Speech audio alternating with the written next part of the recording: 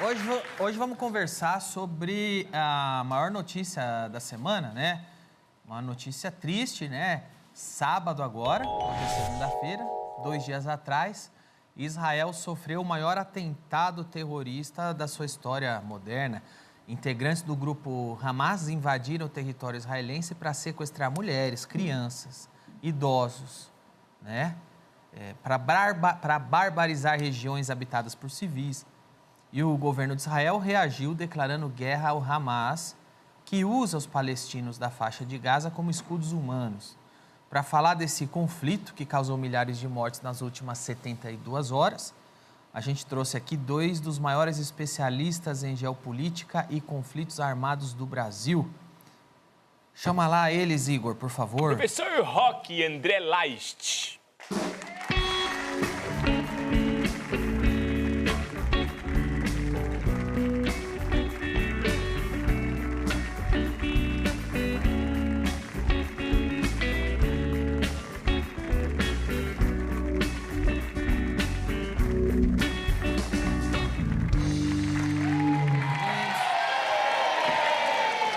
É a segunda vez que eu recebo o Roque aqui para falar de guerra. Nós temos que se encontrar para falar de coisa boa, cara. Infelizmente, né? Sejam bem-vindos. O Roque, todo mundo sabe, é cientista político, professor, palestrante. E o André é doutorando em ciências políticas e palestrante também. O André, você preside o Stand With Us Brasil, certo? Certo. O que é isso? Para quem É não uma sabe. organização internacional que tem também sede no Brasil, que educa sobre Israel, contextualiza os conflitos na região e tenta lutar contra o antissemitismo e o antisionismo, que é a negação do direito do povo judeu ter um país naquela região. Você tem parente lá agora, em Israel? Tem parentes, tem amigos, conhecidos, muitos amigos. Todos estão seguros no momento? No momento, sim. Boa. Estavam... Não, mas tem gente, tem conhecido de conhecido que está desaparecido. Roque, você tem parente lá, amigo? Não. Não. Amigos tenho, mas não é ninguém tão próximo assim. André, é o maior ataque terrorista da história moderna? Porque, assim, Israel já sofreu muitos ataques, né? De impérios, de ataques políticos, massacres, mas terrorista é o maior que já sofreu? Os números são, assim, sem precedentes em todos os sentidos. Quando Israel foi fundada, em 48, teve uma guerra de independência que demorou 1 ano e 3 meses para acabar. Nessa guerra morreram 7.000 pessoas, 1% da população. Maior parte combatentes, mas demorou 1 ano para isso acontecer, 1 ano e 3 meses. Na Guerra de Yom Kippur, em 73, 50 anos atrás, um ataque surpresa do Egito. A Guerra dos 6 Dias. Não, a guerra seguinte, a guerra de 73. Sim. Morreram 2.500 soldados em 3 semanas de combate. Mas, apesar de ser uma calamidade em Israel, não tinha uma casa que não conhecia algum soldado que morreu, mas eram soldados, eles estavam na linha de frente. Durante a segunda intifada, entre o ano 2000 e 2004, que teve os atentados suicidas, que eram enviados homens-bomba do Hamas e da Jihad Islâmica, se explodir em cafés, ônibus, discotecas, morreram em torno de 1.000 civis israelenses em 4 anos. Ontem, né, no caso, no sábado, morreu em torno de 800 a 900 civis em 6 horas. Esse é o maior atentado terrorista da história de Israel, é o segundo maior atentado terrorista da história moderna depois do 11 de setembro e é a maior quantidade de judeus que morrem em um dia por serem judeus desde o fim do Holocausto. Caramba, cara, mas para chegar num número desse, tinha uma estrutura muito grande por trás e um planejamento muito grande. Ou foi... Como é que se chega nisso? Bom, primeiro que o Hezbollah tem ajuda de outros... O Hamas tem ajuda de outros países, né? Por exemplo, o Irã. Então, recebe financiamento, armas... Tem que ter muito dinheiro. Isso, muito dinheiro. E, assim, a gente já tem notícias agora que havia um planejamento sendo feito há meses. Eles tiveram reuniões, Hamas, junto com o Hezbollah, que é outra organização terrorista que está no Líbano, e o Irã. E eles se reuniram todos e foram organizando esse ataque. Israel, sempre muito preparada, falhou, né, na defesa, na inteligência, em imaginar que o ataque viria pela porta da frente. Porque o Hamas está dentro de Gaza com vários túneis. E durante todos os anos, os conflitos que tem tido, Israel busca destruir esses túneis, essa estrutura, os meios diferentes que o Hamas usa para atacar. E, de repente, dessa vez, não foi assim um ataque. Ele veio direto pela porta da frente. Pela porta da frente, literalmente, né? Pela cerca, com trator, carro. E, de muitas maneiras, Israel foi pego de surpresa. Para uma organização terrorista ou para um ataque terrorista, a surpresa é fundamental, porque o seu inimigo está despreparado, não está esperando. Mas uma surpresa dessa proporção demanda muito dinheiro e muito planejamento. Muito, e esse dinheiro veio do Irã e foi planejado junto com eles. Você acha que essa guerra vai durar mais que a guerra da Ucrânia, por exemplo? Não, porque Israel não tem um histórico de lutar guerras longas, por vários motivos. A guerra mais longa que Israel teve foi a Guerra de Independência, mas não tinha o que fazer. Israel precisava sobreviver ao ataque inicial da existência do seu país. Eram 5 exércitos contra 1. A sobrevivência de Israel delimitou as fronteiras de cessar-fogo, que é as fronteiras que a gente conhece hoje, que são as fronteiras reconhecidas internacionalmente. As guerras subsequentes dessa guerra de independência são sempre guerras de 1 mês e meio, 2 meses. A última guerra mais longa que a gente teve foi 51 dias, que foi a Operação Pilar de Defesa, também Israel contra o Hamas, em 2014, que é considerado já um tempo longo de guerra. A Guerra de Yom Kippur foi 3 semanas, a Guerra dos 6 Dias foi 6 dias, e por aí vai. Então, essas operações de defesa que Israel faz para combater os grupos Hamas e Jihad Islâmica, é importante colocar, não é uma guerra Palestina versus Israel, não é uma guerra Israel contra os palestinos, é uma guerra entre Israel e o grupo Hamas, que, por sua vez, ele controla a Força Faixa de Gaza, não representa todos os palestinos e não é o governo palestino legítimo. Agora, o que o pessoal achava que ia conseguir com esse ataque, a não ser matar esse tanto de gente? Porque quando você faz uma guerra, quando o Putin invade a Ucrânia, ele sabe o que ele quer. Ele tem um objetivo e ele sabe que ele tem boas chances de alcançar o objetivo. Exato.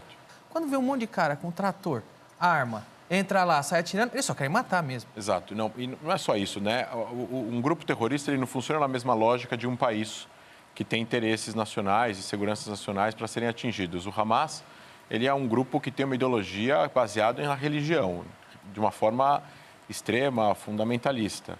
E o Hamas, ele se retroalimenta de ações contra Israel, mesmo que ele não vai ganhar a guerra e nem a batalha, ele se nutre, ele se alimenta para ganhar prestígio, protagonismo, pontos no honra, dentro da própria política palestina, porque ele tem um monte de rivais dentro da política palestina. Ele quer se mostrar que ele é o melhor, que ele é o mais forte, que ele é o que protege mais, que é o que luta mais, quando, na verdade, ele não está fazendo nada pelo povo palestino. Ele não está ajudando o povo palestino, ele não está levando o povo palestino a uma solução pacífica, ele não está trazendo uma solução de paz que possa estabelecer um Estado palestino. Ele só está trazendo coisas ruins para o povo palestino. E, nesse caso daqui, a ação que ele faz muda totalmente o tabuleiro regional até então, porque ele, ao sequestrar pessoas, ele tem 150 reféns israelenses entre civis e militares, mas deve ter... Criança. 90% devem ser civil. Mulher, criança, jovens, idosos. Essas pessoas, eles vão usar como escudos humanos para se proteger. Então, pode ter certeza que o líder do Hamas está no bunker dele lá em Gaza, junto com civis israelenses, para Israel não atacar o bunker dele. E eles vão usar eles como moeda de troca para soltar prisioneiros palestinos que estão presos nas prisões israelenses. Esse que é um grande problema da estratégia que Israel vai ter que criar para poder lutar essa guerra. Isso que eles estavam buscando. Tem um outro elemento importante. O André descreveu a dinâmica interna de sobrevivência desse grupo e a sua tática de operar. Mas tem um elemento político maior, que é o que está acontecendo na geopolítica da região. Então, durante muito tempo, a ideia foi sempre a seguinte: não tem como Israel normalizar as suas relações com os outros países vizinhos árabes sem ter um acordo de paz com os palestinos. Essa sempre foi uma crença. Só que isso não é verdade. O que está acontecendo? Israel está normalizando as suas relações, assinando acordos com vários países, Acordo de Abraão, onde Israel, Emirados Árabes, Bahrein, Marrocos se tornam amigos de Israel. já tem acordo com o Egito, com Jordânia, já tem relações com vários países. E, neste momento, estava em andamento uma negociação de Israel com a Arábia Saudita. E os Estados Unidos estavam mediando isso e estavam em vias de assinar. E aí, se o Hamas olha e fala assim, bom, eu me vendo como defensor da causa palestina, e Israel está ficando amigo de todos os países vizinhos, e a minha causa não é mais o centro das atenções, eu não sou mais importante. Então, o Hamas olhou e falou assim, eu vou perder todo e qualquer relevância nessa história política. Eu preciso impedir que esse acordo de Israel e Arábia Saudita avance. Por quê? Porque a Arábia Saudita é talvez um dos países mais importantes, porque representa o mundo islâmico pelos locais sagrados que estão ali dentro. Então, o Hamas tinha que evitar e ficar de fora. E nisso entra o Irã, porque o Irã também não quer que a Arábia Saudita se aproxime de Israel. Porque o Irã tem um programa nuclear, porque o Irã sabe que talvez uma ameaça para o seu projeto de ambição, de controle, é os países árabes se juntando com Israel e formarem uma coalizão contra ele. Então, ele quer tentar evitar isso. Por isso, também mais um incentivo para falar, agora não pode acontecer esse acordo de Israel com a Arábia Saudita. É um tiro que sai... tiro que sai pela culatra. E além disso que o Reni falou, eu ontem li um artigo de um israelense que, inclusive, além dessa parte geopolítica que o Reni explicou, existe o fator da Rússia. Porque parece que a Rússia, ninguém sabe, isso é um artigo opinativo, a Rússia quer que os Estados Unidos e a Europa percam o foco na guerra da Ucrânia com a Rússia para a Rússia continuar fazendo o que eles estão fazendo. As armas que o Ocidente está mandando para a Ucrânia estão danificando os interesses da Rússia. No momento que tem uma guerra em Kosovo, que teve agora problema, na hora que teve problema com Azerbaijão e Armênia, na hora agora que tem um problema em Gaza, enquanto que Israel está recebendo mísseis guiados, e até pouco tempo atrás, durante a guerra na Ucrânia, no ano passado, tinha estoques de armas americanas dentro de Israel que foram enviadas, que são israelenses, que foram nacionalizadas americanas, que os Estados Unidos pediu para Israel mandar para bases da OTAN para serem usadas na Ucrânia para lutar contra os russos. Então, na hora que a Rússia, se ela tem alguma mão nisso, ela está fazendo isso para quê? Para que o foco vire um foco diferente e que o mundo perca um pouco o foco ali, inclusive de investimento. Tem um vídeo que foi separado, é isso? Qual é? Israel viveu hoje o dia mais sangrento dos últimos 50 anos. O país foi atacado pelo grupo extremista Hamas. Os ataques vindos de Gaza começaram nas primeiras horas deste sábado. De uma forma nunca antes feita, os palestinos de Gaza avançaram a pé. Integrantes do Hamas usaram parapentes para cruzar o muro que divide os territórios de Gaza e Israel. Parte da grade, em alguns pontos, foi destruída. E drones foram lançados sobre tanques israelenses que ficaram em chamas. Grupos armados palestinos conseguiram tomar veículos do exército de Israel, enquanto outros avançaram sobre os assentamentos israelenses da fronteira. Este corpo é de uma mulher do exército de Israel que foi morta. Tanto o Hamas quanto o governo de Israel confirmaram que civis e militares israelenses foram levados como reféns para Gaza. Israel respondeu com ataques aéreos contra Gaza. Agora, de sábado para cá, eu estou vendo um monte de gente compartilhando vídeos do Hamas, de crueldade do Hamas. Até amigos meus judeus compartilhando. Eu não vi nenhum, eu não quero ver. Eu não fico bem vendo, eu acredito já na crueldade. O quanto que isso é positivo para o Hamas, compartilhar os vídeos? Eles entendem que é bom compartilhar os vídeos que eles estão fazendo? Ou eles entendem que é ruim porque está expondo para o mundo a crueldade deles? Eu entendo que não deve ser legal ficar compartilhando o vídeo do Hamas. É bom ou não? É que para nós, nós achamos isso abominável. E nós achamos isso terrível e a maior parte das pessoas olha para isso e fica aterrorizado e, obviamente, que o Hamas fica... Vilanizado. Não que alguém gostasse do Hamas e passou a não gostar. Exato. Mas acredito eu que se alguém entendia a luta do Hamas em questão dos foguetes, agora perdeu um pouco aí a... Ninguém vai ficar do lado deles É nesse muito momento. difícil encontrar... Assim, a pessoa precisa ser um psicopata para ficar do lado disso. E tem, hein? E tem. Tem. Tem muitos. Assim, é uma guerra de narrativa. Para uma Hamas é bom esses vídeos? Óbvio, ele cria... Ele mostra que ele é forte, ele mostra que ele alcançou o objetivo dele, ele gera terror, ele é uma organização terrorista. O objetivo de toda organização terrorista é amedrontar, é criar pânico. Então, quanto mais ele disseminar esses vídeos, maior vai ser o pânico. Agora, tem um outro lado que ele também não está levando em consideração. A quantidade, né? Primeiro isso de ele ser o vilão, mas a quantidade de imagens que se tem comprovam claramente, explicitamente, quem é o culpado. Não tem dúvida. Exato. É difícil as pessoas tentarem relativizar, e estão tentando. Mas, nesse momento, você fala assim, olha, desculpa, olha essa imagem aqui. E eu acho que tem um efeito na sociedade israelense muito mais profundo, de união, de determinação. Nós vamos perseguir este inimigo até o final. Porque você lembra, você vê aquilo e você fica chocado. E uma nação que nasce num estado de guerra, a guerra, ela une todo mundo de novo. E como tem tantas imagens da guerra, né, tantas imagens de violência, elas têm um propósito de unir o país. Isso é mais um tiro que sai pela culatra, porque uma organização terrorista espalha o vídeo, mostra lá como que a gente é cruel, para todo mundo ter medo. E todo o Ocidente fala, eu tenho que pegar esses caras e acabar com eles. Tem que apoiar até o fim. Tipo, sai pela culatra, eles perdem qualquer opinião pública. Mas é que quando eles compartilham os vídeos, como é que esses vídeos vazam? Eles não pegam e enviam para os israelenses para eles ficarem com medo também. Eles compartilham entre eles para aumentar a honra, a moral, a própria guerra psicológica que o Hamas faz internamente dentro de casa para mostrar, olha o que a gente fez contra o todo-poderoso Israel. Olha o que a gente conseguiu, olha essa vitória. Como eles não conseguem ganhar a guerra, militarmente falando, porque não dá para ganhar a guerra militarmente falando contra Israel, então eles ganham pequenas batalhas. Então entrar, sequestrar, matar e voltar e publicar isso é uma vitória. Então eles estão publicando. Um prisioneiro para eles mesmos.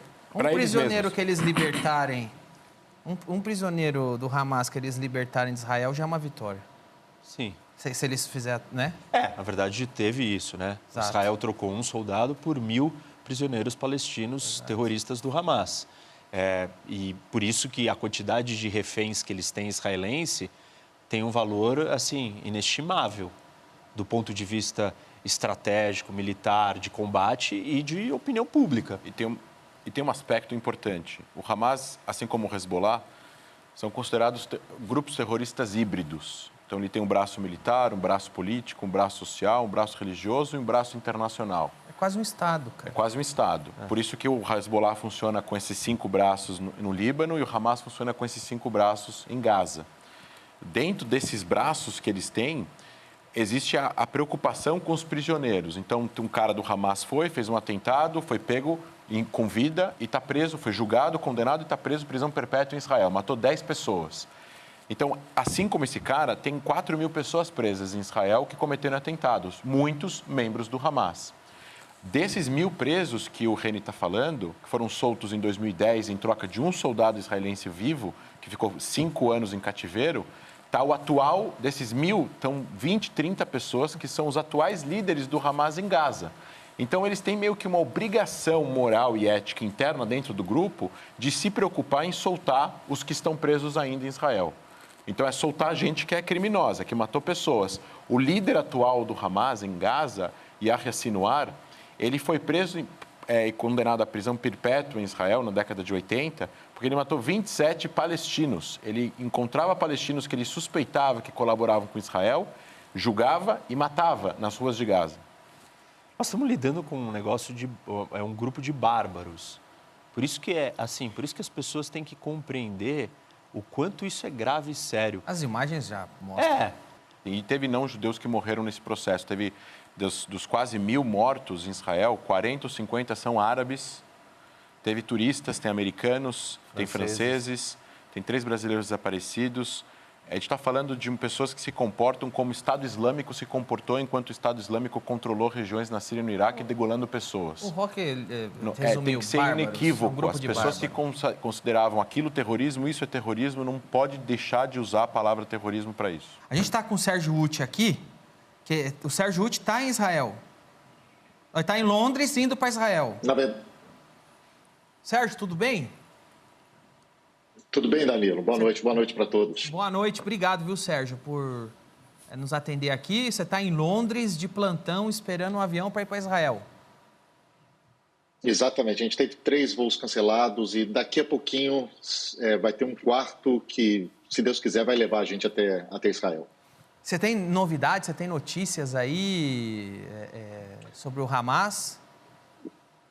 Sim, vocês estavam falando aí sobre as similaridades com o Estado Islâmico. Acho que tem um dado muito relevante das últimas horas, que é o anúncio do Hamas de que vai executar civis, vai executar alguns dos reféns que tem sob seu poder. São mais de 100, em nenhum momento a gente teve corretamente esses números, numa fonte, nem o governo de Israel, nem o próprio Hamas. Nenhum dos dois confirmaram o número exato de reféns, a gente sabe que é mais de 100, mas fato é que o Hamas ameaçou executar esses reféns e publicar esses vídeos, não apenas para os palestinos, publicar para todo mundo, caso Israel continue bombardeando alvos civis sem aviso prévio. Foi esse exatamente o aviso do Hamas há pouco.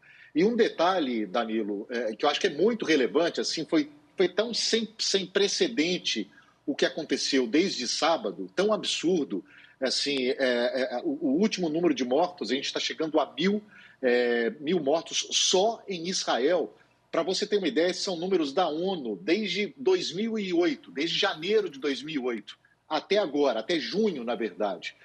O número de israelenses mortos em conflitos ali com grupos palestinos era de 308. 308 israelenses tinham morrido até hoje nesse período, né? Só desde sábado a gente tem quase mais que o triplo disso, né? A gente já está chegando a 1.000. E nesse período, e isso tem que ser levado em conta para qualquer análise séria, eu acho, ali sobre os problemas dessa região, nesse período foram, segundo os números da ONU, foram 6.407 palestinos mortos, 5.365 só na faixa de Gaza. Obviamente, não há justificativa para o que aconteceu em Israel, para a barbaridade, para os atos de terrorismo que aconteceram em Israel nos últimos dias, mas essa análise também tem que ser feita, né? Já houve um uso desproporcional de forças no passado que causou um número muito maior de mortes do lado palestino. Eu queria só comentar uma coisa que ele comentou em relação ao anúncio do Hamas. O Hamas está fazendo guerra psicológica com o mundo aqui. Israel, eu fui da inteligência da Força Aérea. Eu lutei uma guerra contra o Hamas em Gaza em 2012, que foi uma guerra pelo ar, de 8 dias.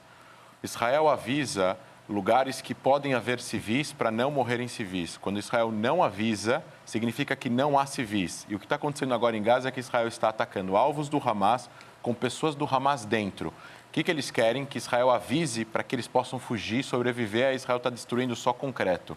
É guerra psicológica do Hamas isso. Não, e outra, desde quando você acredita num lado da história que está com velho e criança sequestrado? Essas pessoas, se fazem isso, falam qualquer coisa. E tem um outro problema nessa discussão da proporcionalidade, que ela é muito complicada. Quando você está lidando com um inimigo que não respeita as convenções de guerra. Então, quais são a convenção mais primária de todas? Nós estamos em guerra, você tem que estar uniformizado. Eu tenho que saber que você é um combatente. E essa obrigação não é minha, ela é sua. Por quê?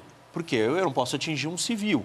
Então, o Hamas e qualquer organização terrorista não segue esses princípios, porque ele quer mesmo que o número de civis aumentem e o número de mortos aumente, e aí ele vai conseguir ganhar a guerra da narrativa, a guerra psicológica, a guerra da opinião pública, que no século XXI, no mundo da rede social, ela é extremamente importante, porque a pressão que vai vir, ela é gigante de todos os lados. Mas a gente tem que olhar para o contexto do que é você entrar, por exemplo, em Gaza, para um combate contra uma organização terrorista usando civis de escudo. Não, e outra, o alvo de grupo terrorista geralmente é civil. Eles explodem prédio civil, não é? Eles vão lá, tá o pessoal lá brincando. Lá na rave, lá que eles descem metralhando, é onde tem civil. Isso. Os caras vão contra civil, até porque contra militar os caras são massacrados na mesma hora. Por isso que a proporção não vai ser a mesma, Exato. Entendeu? Porque a estratégia dele de combate é feita para que a proporção não seja a mesma. O Sérgio, você tem informações de brasileiros em Israel? Tem sim, tem brasileiros. Inclusive essa festa a que você se referiu era uma festa que tinha uma marca brasileira, né? O Universo Paralelo. Era uma festa rave que acontecia bem perto da faixa de Gaza. Tinha muitos brasileiros, tem brasileiros desaparecidos. Ainda não se sabe quantos, na verdade. As informações ainda são extraoficiais. O governo brasileiro colocou um avião, já tem um avião em Roma, esperando o momento de ir para Tel Aviv. Aliás, em nenhum momento Ben Gurion, o aeroporto principal, o maior aeroporto de Israel, chegou a ser fechado. As companhias aéreas tomaram a decisão de não voar para lá, mas o aeroporto continua aberto em todos os momentos. E o Brasil deve colocar um avião lá para trazer os brasileiros que quiserem voltar para o Brasil. São milhares de brasileiros que moram em Israel e algumas centenas que moram no território palestino. Ô, Sérgio, eu quero te agradecer. Muito obrigado por nos receber aqui, tá bom? Nesse link ao vivo. Eu sei que você está em plantão aí esperando um voo, está com horário corrido. Boa viagem para Israel, tá bom? Vá em segurança, volte em segurança e parabéns pelo excelente trabalho aí, tá bom? Obrigado, Sérgio. Obrigado. Tchau, tchau. A conversa tá boa, mas eu tenho que fazer um intervalo rápido, a gente volta para continuar. Não sai daí.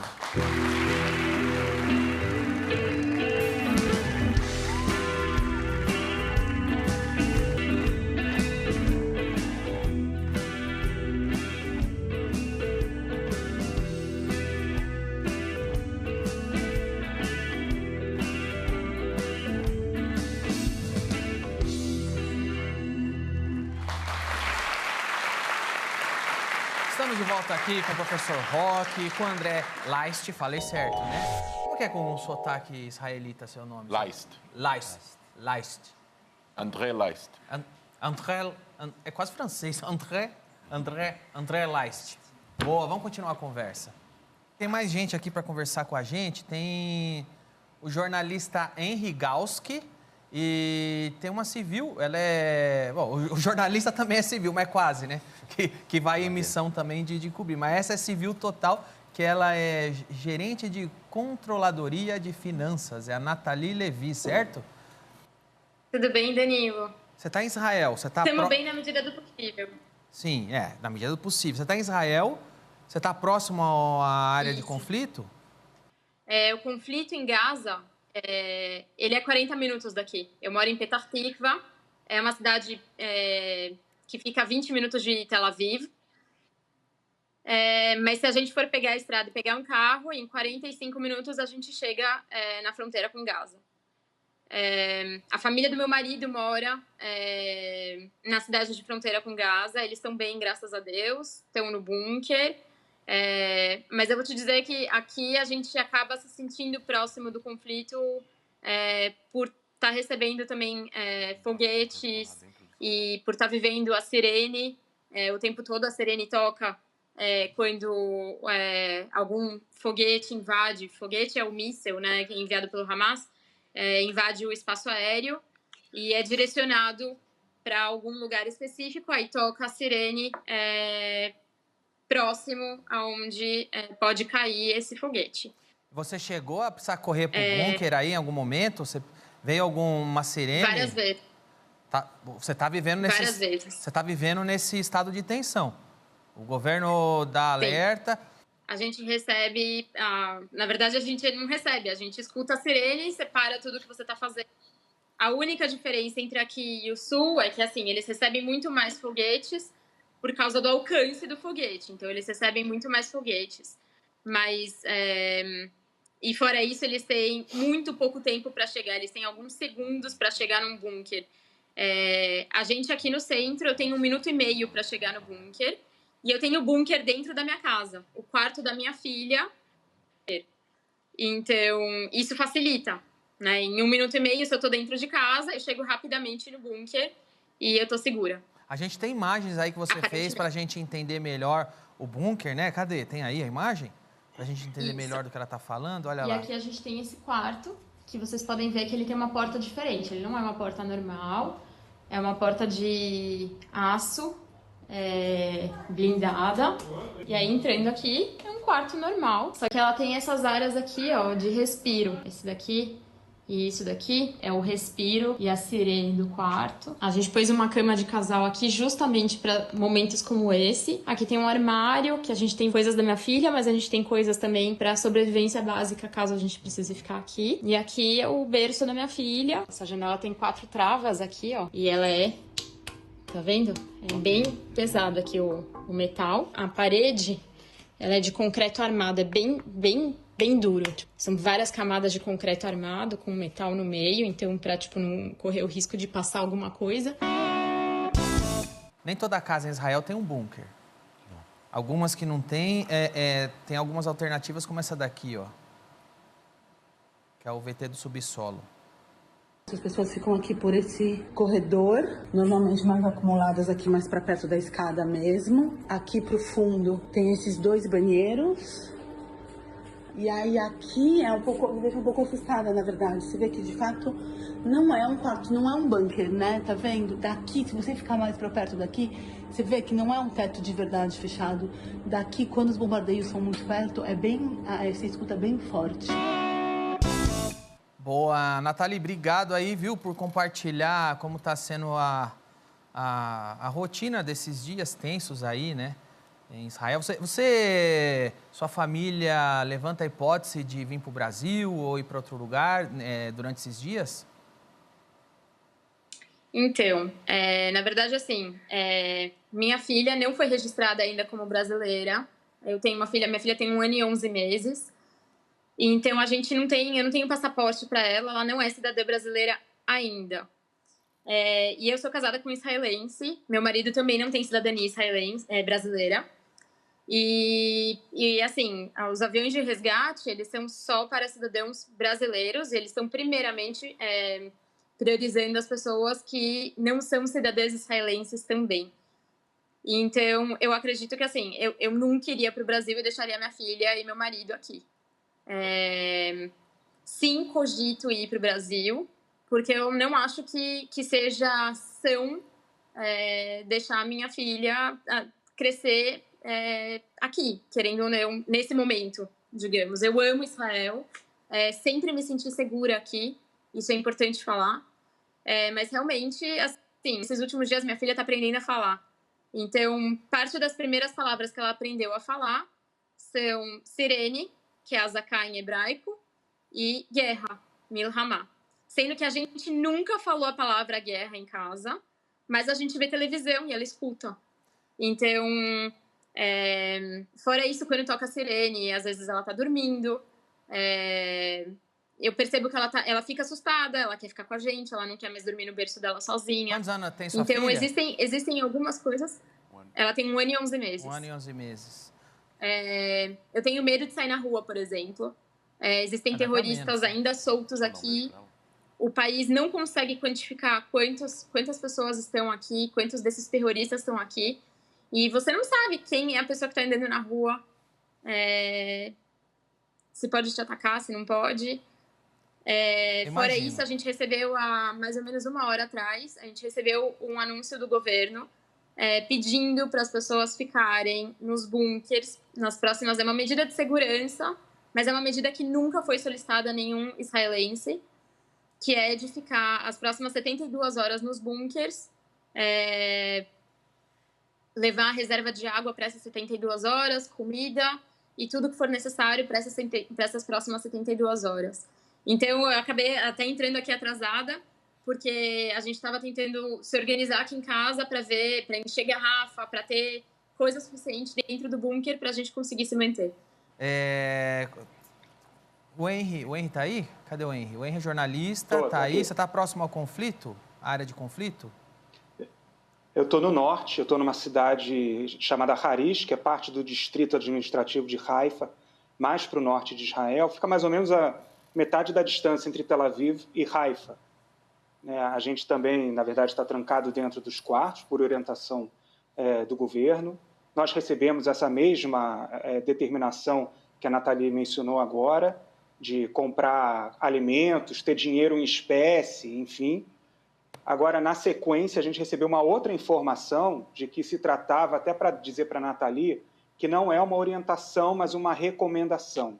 É um erro de comunicação, tá? do ponto de vista da frente de comando interno de Israel. Só para te tranquilizar de alguma maneira, Nathalie, é claro que é importante você já ter feito toda a sua parte aí de comprar suprimentos e de se organizar, mas eles reduziram o tamanho na verdade, não dessa comprou. situação, porque causou pânico na população toda, né, quando todo mundo recebeu essa informação. Vem cá, uma das preocupações de quem está lá em Israel, por exemplo, é terrorista infiltrado, né? Você viu que a Nathalie, uma das coisas que ela fala, pô, tenho medo de andar na rua com minha filha e o cara do lado ser um terrorista, né?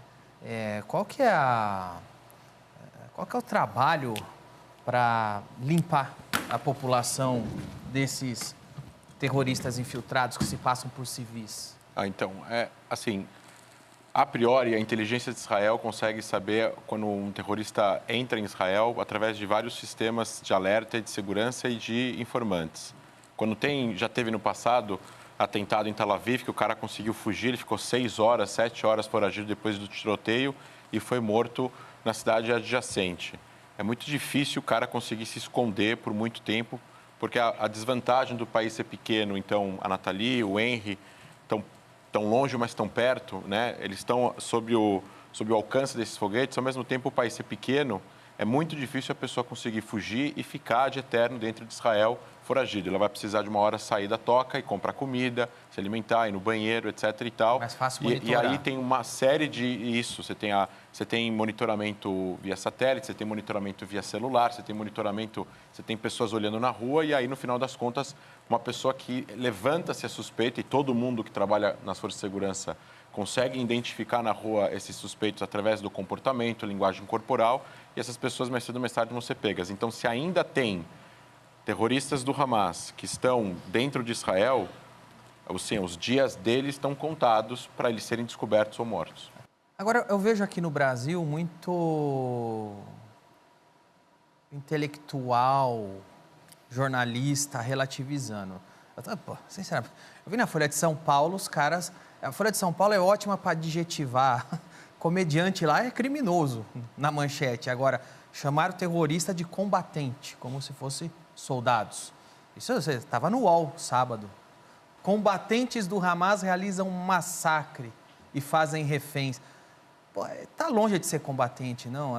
São terroristas. Combatente é um soldado, é um cara que está cumprindo ordem de um Estado, ou defendendo seu país, um combatente, né? Faz sentido chamar esses caras de combatentes? É uma terminologia boa? Eu acho que, assim, a gente tem um problema que se as pessoas relativizarem a realidade e politizarem tudo, chamarem coisas que não são de outros nomes, a gente perde a força do significado do que é esse tipo de pessoa. Se esse tipo de pessoa não é bem isso, a gente não sabe mais chamar esse tipo de pessoa pelo que ela é. Se isso não é terrorismo, nada é terrorismo, nada mais será terrorismo. Se isso é um combatente, o que é um combatente? Então, assim, a gente tem que tomar cuidado e, óbvio, isso faz parte, né, do que eu falei, da guerra de narrativas, da guerra da linguagem, da politização extrema de tudo. Militância política. Nem tudo é politizável, né? Assim, existe uma questão política por trás do conflito? Claro que existe. Mas quem não acompanha e não entende do conflito, pegar e querer tomar uma carona e politizar o conflito é muito sério, é muito grave. Porque, assim, esse é um dos maiores problemas que o mundo tem. O terrorismo foi um dos maiores problemas e é um problema que não vai embora, ele vai continuar existindo. Então, assim, a gente precisa dar nome certo para as coisas e não usar os nomes para qualquer coisa o tempo inteiro. Existem outras palavras que poderiam ter sido usadas. Assim, o que eles cometeram foi um ato de terror. O Hamas é um grupo terrorista, de acordo com a opinião de mais de 45 países, inclusive países árabes. Então, o terrorismo é atentar intencionalmente, deliberadamente, contra a vida de civis. Foi o que o Hamas fez desde a sua fundação. Então, eles não fazem parte do que algumas pessoas no Brasil falam que é resistência. Resistência é o quê? Resistência aos crimes de Israel. Que crimes? Mas você resiste a eventuais crimes de Israel matando civis e cometendo outros crimes, então você combate um crime fazendo outro crime. Eles não foram atrás de soldados, eles foram atrás de civis. Mataram soldados no decorrer do processo.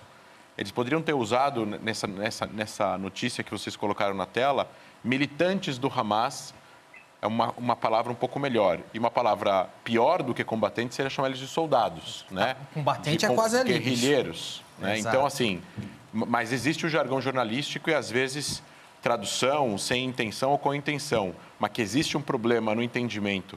Não tem diferença nenhuma, e eu até usei o 11 de setembro como exemplo, não tem diferença nenhuma para o que aconteceu nos Estados Unidos em 2001 para o que aconteceu agora em Israel.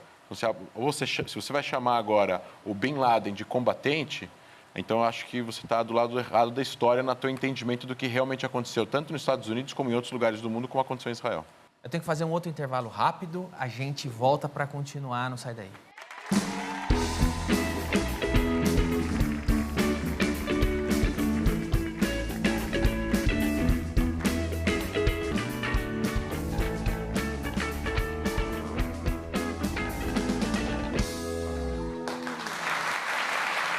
Estamos de volta aqui com o professor Roque, com o André Laist e com os nossos correspondentes internacionais aí, direto de Israel.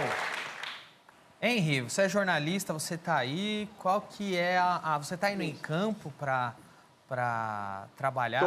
Na verdade, obrigado, Danilo. Na verdade, eu estou entrevistando as pessoas, o máximo de pessoas que eu consigo, e a Nathalie narrou os eventos que aconteceram no sul de Israel, principalmente nos kibbutzim, né, que são essas comunidades coletivas que ficam no interior do território israelense, mas no entorno da faixa de Gaza. É um território reconhecidamente parte de Israel, não é território em disputa, seja lá como queiram chamar, nem nada disso. Eu conversei com uma pessoa que passou por uma situação, vários desses kibbutzim, eles foram ocupados parcial ou integralmente pelo Hamas. Então as pessoas estavam em suas casas, de repente elas se depararam com terroristas do Hamas passando pelas ruas do kibbutz. Elas se trancaram dentro das suas casas. O que aconteceu, em muitos casos, foi que para forçar essas pessoas a saírem das suas casas e serem sequestradas, os membros do Hamas, os terroristas do Hamas, atearam fogo nas casas. E as pessoas foram obrigadas a sair. Então, os relatos que eu tenho colhido são relatos de filmes de terror, de pesadelo, que nenhum de nós é capaz de imaginar, porque, felizmente, nenhum de nós viveu nada parecido com isso. Então, pessoas com crianças pequenas, trancadas dentro de quartos por 18 horas ininterruptamente, sem água, sem luz, sem comida, em silêncio absoluto para não chamar a atenção, ouvindo os passos desses terroristas no teto da casa. Você imagina, Danilo, que para a comunidade judaica, para o povo israelense, esse quadro, ele lembra alguns dos episódios mais terríveis da história do povo judeu. E por isso, assim, é impossível e é errado relativizar a situação que essas pessoas viveram. Pessoas viveram, vão carregar esse trauma para o resto da vida. Não estou aqui querendo dizer que a resposta israelense, que certamente vai causar a morte de civis palestinos, os civis palestinos não sejam também vítimas da situação. Mas é importante lembrar uma coisa que a gente precisa dizer. O Hamas realizou a Israel um ataque que a gente não tem paralelo na história de Israel. Então, é provável imaginar, fazendo uma análise simples, que a resposta israelense ao Hamas também não tem paralelo e é sem precedentes. O que Israel está fazendo nesse momento é uma varredura com a força aérea de bairro em bairro da faixa de Gaza, de forma a destruir alvos do Hamas. O objetivo de Israel, declaradamente hoje, é tornar o Hamas inoperante. O que significa isso? É destruir toda a capacidade do Hamas, seja ela administrativa, política e ainda mais militar. Não tem precedente em relação a esse objetivo. Até porque, em relação à dinâmica que nós todos nos acostumamos a ver ao longo do século XXI, lançamento de mísseis por parte do Hamas, foguetes, e respostas da Força Aérea Israelense à faixa de Gaza, havia uma espécie de, entre aspas, acordo silencioso, que não era um acordo, de que Israel não iria destruir toda a infraestrutura do Hamas, porque nunca fez isso, de fato. Agora, o objetivo declarado do governo de Israel, depois de uma falha de segurança imperdoável e que vai ser investigada sem a menor dúvida, depois que tudo isso terminar e vai terminar, a resposta de Israel também não tem precedente. Eu acho que é importante a gente colocar essas situações, porque o que está acontecendo agora, a gente não tem paralelo de comparação em nenhum momento da história de Israel, nem da história do próprio Hamas. Eu queria fazer aqui um comentário em cima do que o Henry está falando e que o André e o Reni falaram antes também. Importante falar. E por que são terroristas? Eles entraram em carros altamente armados, atirando para cima e para tudo quanto é coisa que se move, tá? Não importa se era ser humano, cachorro, não importa o que, eles estavam atirando. Isso é terror. Isso é terror. Então, outra coisa, as pessoas, não só eles atiraram na casa das pessoas para conseguir entrar dentro das casas, eles pegaram as roupas dos soldados que eles mataram logo que eles entraram em Israel, se vestiram com essas roupas e eles falam hebraico. E então eles gritavam na porta das casas das pessoas: aqui é do exército, por favor, abra. E as pessoas abriam. Foi assim que as primeiras pessoas, as primeiras famílias começaram a morrer. Existem vários outros relatos também de famílias que se trancaram dentro dos bunkers e tentaram, não se trancaram, porque o bunker é um quarto que você não consegue trancar, ele não tem tranca. Então, pais que ficaram segurando a fechadura do bunker por o tempo que conseguiram para manter as suas famílias dentro do bunker e muitas vezes não conseguiram. Famílias que deixaram bebês recém-nascidos dentro do bunker, em algum lugar escondido, e se colocaram na frente para que matassem a eles e deixassem os bebês vivos. Isso é terrorismo, isso é crime de guerra. Em nenhum lugar do mundo isso é possível. Isso seria considerado uma questão política, de revolta contra alguma outra situação. Se você está revoltado com alguma situação, você não vem e mata outros civis, você não mata crianças. Isso é terrorismo. O que a gente está passando psicologicamente é terrorismo. Eu posso só dar uma informação, Danilo? Diga lá. Desculpa interromper, mas eu acho que pode aprofundar o debate até com os dois especialistas que você tem ao seu lado, que são pessoas excelentes, inclusive. A informação que eu obtive agora é que as aulas no sul do Líbano, as aulas das escolas foram canceladas amanhã. Isso é possível um indício de que algo vai acontecer na fronteira norte de Israel também. Não dá para precisar, seria responsabilidade jornalística da minha parte, mas eu preciso passar essa informação. Obrigado, hein? Assim, tem uma série de incidentes começando a acontecer com o Hezbollah, né, que é essa outra organização terrorista que está localizada no Líbano. E aquele eixo que eu comentei do Irã, eles se autodenominam de eixo da resistência. E você tem o Hezbollah junto, coordenado com o Irã e com o Hamas. Então, talvez possa ser uma ação coordenada que vai aumentar o escopo e vai ter uma outra frente. Isso sem falar, né, numa outra questão, que é o que está acontecendo na Cisjordânia, que é uma outra região com os palestinos, que também, durante os últimos tempos, tem sido tumultuada. Tá quente, tá tenso, e normalmente quando acontece alguma coisa em Gaza, começa a acontecer na Cisjordânia também. Parte até, inclusive, que se discute dos erros de inteligência para não ter evitado o que aconteceu, foi porque o exército de Israel, as forças de segurança estavam muito focadas com a Cisjordânia, achando que Gaza estava mais tranquilo. Então, assim, Israel pode enfrentar, talvez, um confronto de 3 diferentes frentes. Pode ser que se levantem ali. E como o Henry bem colocou, o Hezbollah, que é um grupo terrorista muito mais forte que o Hamas.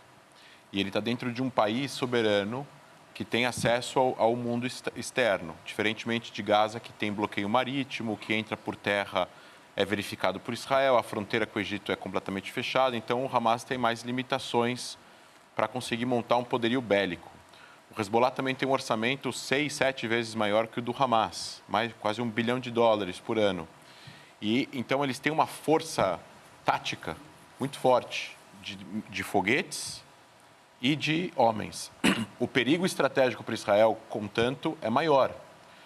Logo, se eles entrarem num conflito armado contra Israel, a força bélica que Israel vai ter que usar para Destruir a capacidade militar do Hezbollah é muito maior do que ele está usando em Gaza.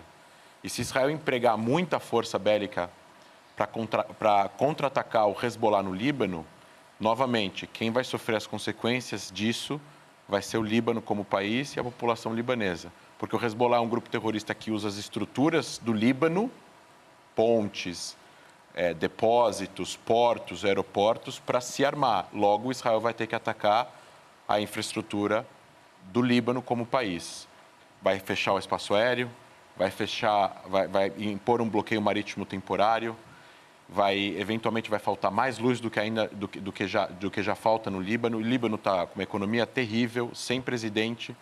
E aí agora para adicionar a tudo isso, é que o secretário-geral do Hezbollah, Hassan Nasrallah, que ameaçou Israel, recebeu uma devolutiva do ministro da Defesa falando que os Estados Unidos, se eles entrarem, vão intervir para ajudar Israel e o regime da Síria vai estar em perigo, que é uma coisa que o Hezbollah não deve considerar perder, porque eles precisam do regime da Síria ativo para poder ter um caminho de chegada de armas. Por terra. A ligação por terra. Pela Síria.